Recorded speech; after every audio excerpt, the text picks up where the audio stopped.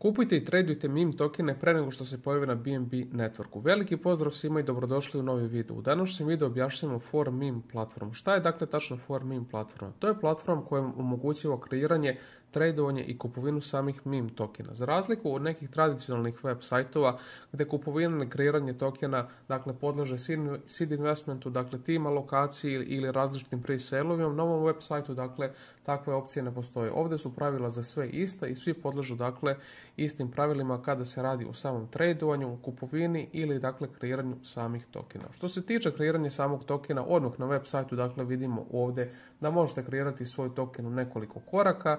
Dakle, ukoliko to želite, možete dakle kliknuti na web sajtu na Create Token. Dakle, i u par koraka putem konektovanja vašeg walleta već dakle pravite svoj token. Ovdje birate dakle tag, najpopularniji su meme tokeni, međutim vidimo da oni imaju i neke druge opcije na web sajtu. Što se tiče rezovanja dakle samog fanda, odnosno samog novca, birate dakle u kom paru želite da vaš token bude tradovan. Ime, simbol i tako dalje.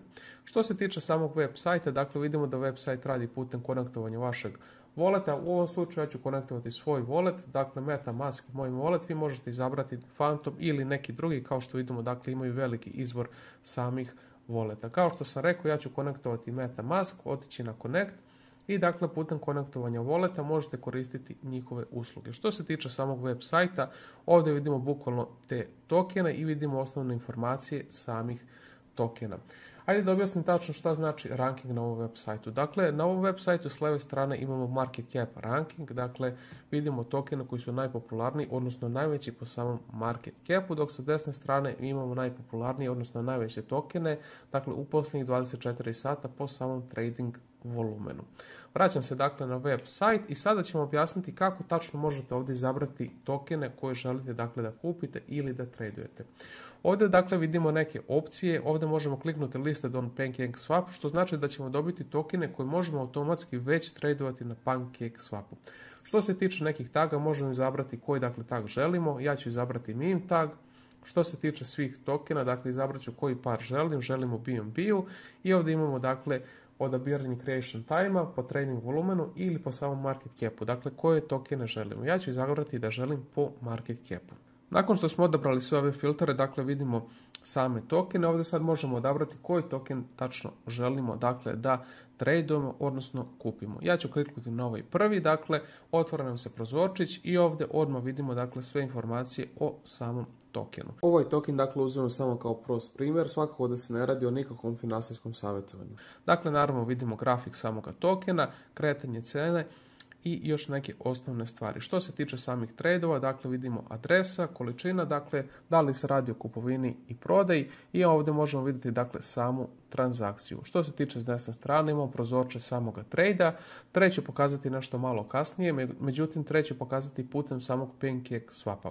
Dakle ne zaboravite da smo odabrali tokene koji su već automatski na samom PancakeSwapu. Što se tiče dakle informacije tokena, imamo njegov description, imamo dakle ime samog tokena. Ukoliko dakle kreator samog tokena želi, ovdje može ostaviti web sajt, dakle Twitter i još neke osnovne informacije. Bonding curve proces je dakle na 100%, što znači šta? Na ovom web sajtu kada sam bonding curve proces dođe do 100%, token se automatski dakle listuje, odnosno prebacuje na PancakeSwap.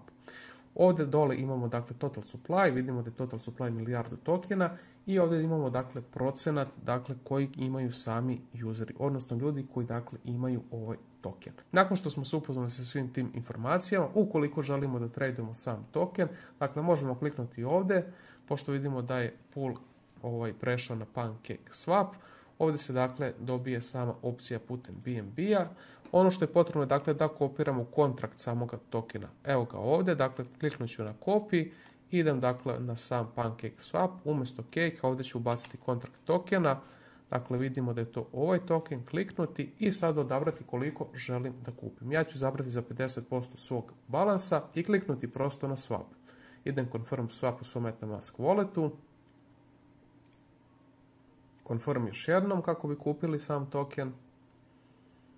I vidimo da je transakcija dakle prošla. Uspješno smo kupili dakle sam token. Dakle ovo je ceo proces. Ukoliko sada želim da prodam sam isti token, dakle nazad za BNB, dakle obrnut ću redoslijed tokena, izabrati koliko da želim da prodam, kliknut ću na max i kliknuti prosto na swap.